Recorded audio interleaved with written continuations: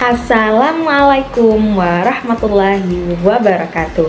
Halo Sobat UT, kembali lagi dengan saya Karina Nurasana Siregar dengan NIM 860560295. Di sini saya dari Prodi Pendidikan Guru Sekolah Dasar.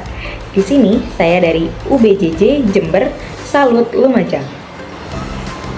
Baik, di sini saya akan mengerjakan tugas Tuton 2 yaitu mata kuliah Filsafat Ilmu, yakni membuat video presentasi yang menjelaskan secara ringkas dan analitis tentang peran filsafat ilmu dalam memperkuat ilmu pendidikan.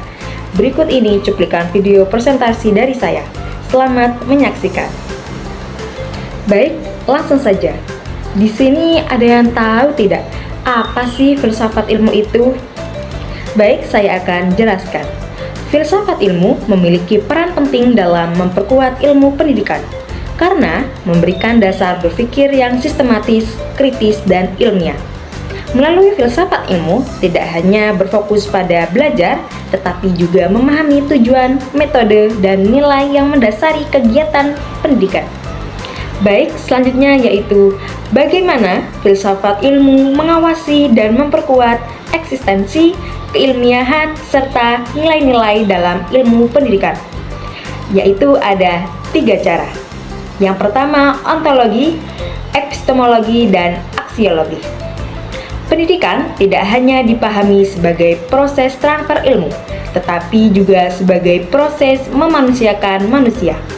Hal ini membuat pendidikan berkembang sebagai disiplin ilmu yang dapat bertanggung jawab secara akademik. Karena itu, pendidikan tidak hanya mengajar kecerdasan intelektual, tetapi juga membentuk karakter.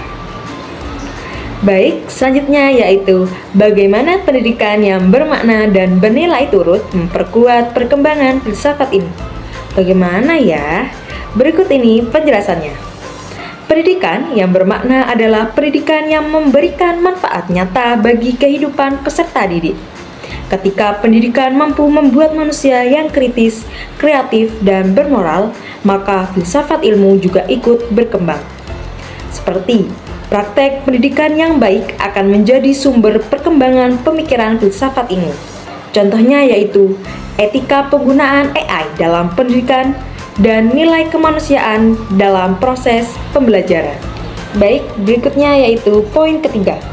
Mengapa filsafat ilmu dapat disebut sebagai pisau analisis, seperti ontologi, epistemologi, dan aksiologi dalam membedakan persoalan-persoalan pendidikan? Mengapa ya filsafat ilmu itu disebut dengan pisau analisis? Berikut ini penjelasannya.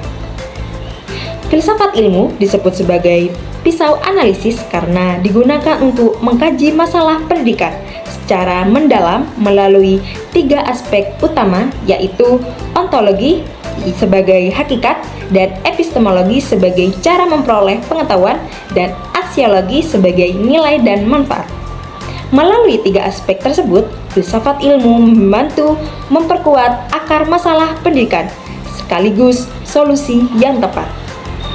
Baik, selanjutnya yakni contoh konkret penerapan filsafat ilmu dalam praktek pendidikan dalam proses pembelajaran.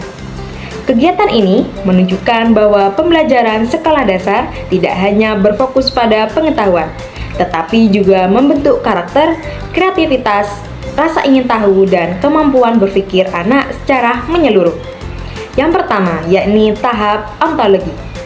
Belajar sambil bermain, agar anak tidak bosan dan lesuh pada saat belajar berlangsung. Dan yang kedua yaitu tahap epistemologi. Tahap ini mempraktekkan berlangsung, agar anak didik tahu proses dan tahap-tahapan dalam pembelajaran. Dan yang ketiga yakni tahap aksiologi. Aksiologi ini belajar tentang penanaman nilai dan moral pada anak didik agar bertumbuhnya etika yang baik dan mulai belajar sejak dini agar terlatih. Baik, selanjutnya yakni kesimpulan dari materi hari ini. Filsafat ilmu memiliki peran penting dalam pendidikan karena yang pertama, menjaga dasar dan arah pendidikan. Dan yang kedua yaitu memperkuat keilmiahan pendidikan. Dan yang ketiga, serta memastikan pendidikan tetap berorientasi pada nilai kemanusiaan. Jadi, melalui ontologi, epistemologi, dan aksiologi, filsafat ilmu menjadi alat analisis untuk memahami dan memperbaiki berbagai persoalan pendidikan, baik dalam kebijakan, kurikulum, maupun praktek pembelajaran sehari-hari.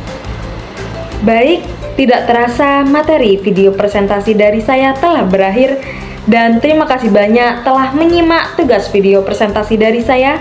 Kurang lebihnya mohon maaf sebesar-besarnya, dan semoga bermanfaat. Sampai jumpa lagi Sobat UT. Wassalamualaikum warahmatullahi wabarakatuh.